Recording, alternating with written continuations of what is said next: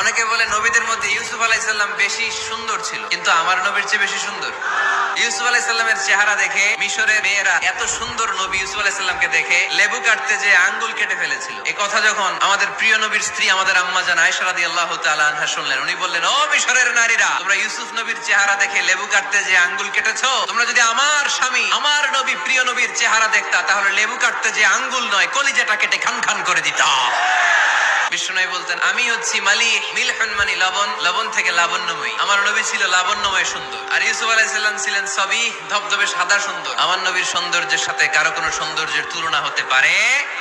বিষ্ণু ইসলাম বলেন, গোটা বিশ্বের মানুষকে আল্লাহ দুই ভাগ করলেন, এক ভাগ জান্নাতি, এক ভাগ জাহান্নামী। আমারে জান্নাতীদের মধ্যে ফেললেন। কুরাইশ বংশে অনেক খানদান আছে, আমারে হাশিমি খানদানে ফেললেন। হাশিমি খানদানে অনেক পরিবার আছে, আমারে শ্রেষ্ঠ পরিবারে ফেললেন। যে কোনো ক্রাইটেরিয়ায় হোক, মানদণ্ডে হোক, গোটা বিশ্বের মধ্যে আমি সেরা। চিল্লায় বলেন ঠিক কিনা? অনেকে বলে নবীদের মধ্যে ইউসুফ আলাইহিস সালাম বেশি সুন্দর ছিল, কিন্তু আমার নবীর চেয়ে বেশি সুন্দর। ইউসুফ আলাইহিস সালামের চেহারা দেখে মিশরের মেয়েরা এত সুন্দর নবী ইউসুফ আলাইহিস সালামকে দেখে লেবু কাটতে যে আঙ্গুল কেটে ফেলেছিল। এই কথা যখন আমাদের প্রিয় নবীর স্ত্রী আমাদের আম্মা জান আয়েশা রাদিয়াল্লাহু তাআলা আনহা শুনলেন, উনি বললেন, ও মিশরের নারীরা, তোমরা ইউসুফ নবীর চেহারা দেখে লেবু কাটতে যে আঙ্গুল কেটেছো, তোমরা যদি আমার স্বামী আমার নবী প্রিয় নবীর চেহারা দেখতা, তাহলে লেবু কাটতে যে আঙ্গুল নয়, কলিজাটা কেটে খান খান করে দিতা।